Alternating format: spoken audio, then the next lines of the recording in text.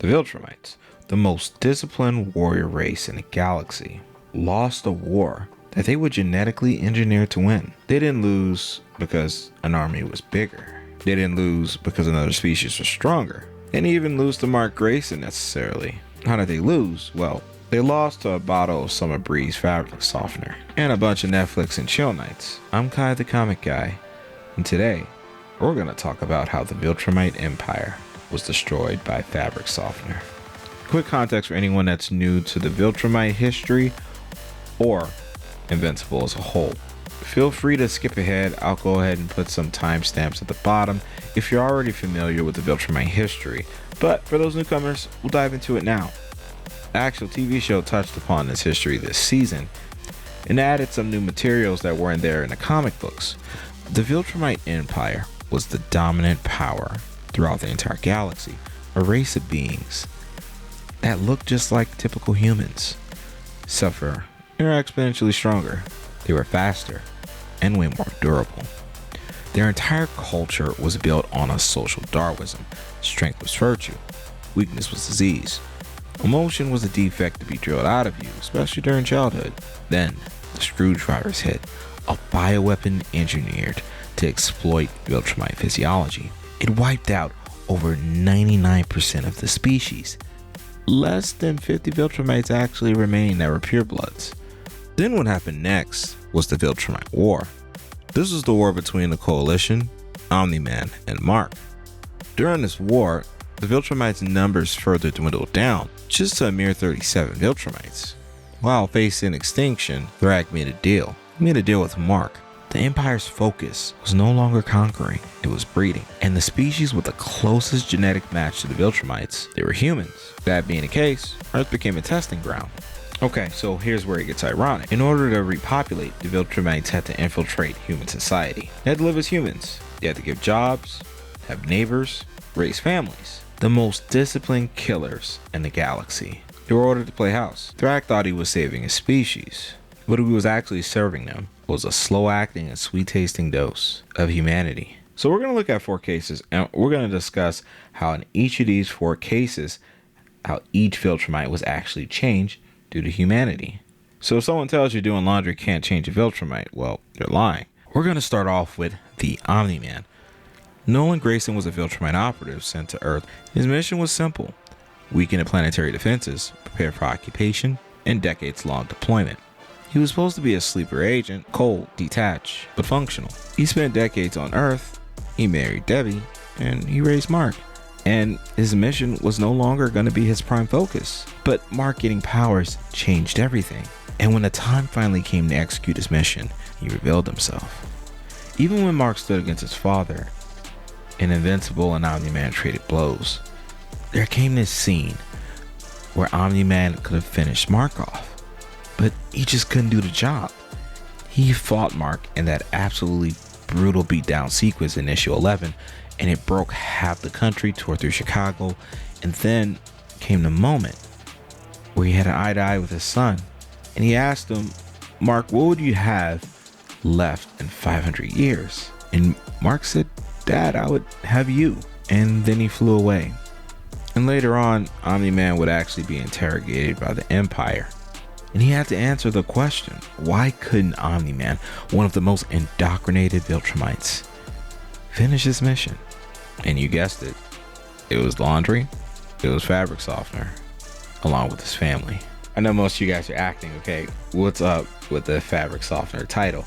And we'll talk about that right now. General Kregg is a veteran, a genuine war criminal, cybernetically enhanced after surviving the Scourge Virus. And he also lived through that civil war and killed half of his species. That's the kind of resume we're talking about, right? He's one of the Empire's top military minds. He's the guy who calculated planetary genocides like they were Excel spreadsheets. And here was Kregg's assignment given out by Thragg. Pose as human, integrate, breed, standard infiltration protocol, but most of all, don't interfere with human matters. And the cool part about all this was, during the series, General Kregg got to actually be a human. What does he do? Well, he wears leather, because who doesn't look good in leather, right? And that was his cover. And he loved it. He had multiple human partners and multiple kids. and he loved them all. This is a man who personally executed planetary leaders, who commanded the destruction of entire civilizations, who participated in a great purge, deliberate mass murder of his own species, and now he's in Alberson's couponing. Gotta love it. Now we're moving on to our third case, and I'm not gonna lie, this is probably gonna be one of the most difficult. Anissa is the most ideological committed Viltrumite that we've seen. She's the one who tried to convert Mark to the Empire's cause, and in issue 110 we all know what's going to happen. Though this act was vile, and she did have her redemption arc later on in the book, we used her in this case study because she still proves a point that time on Earth can soften any Viltrumite. Because over time, Anissa the fanatic, who once called human compassion a poison, ends up with a human partner. She even has a kid, builds a family, and in the final acts of the war, Anissa dies defending her human values from the very empire she once enforced.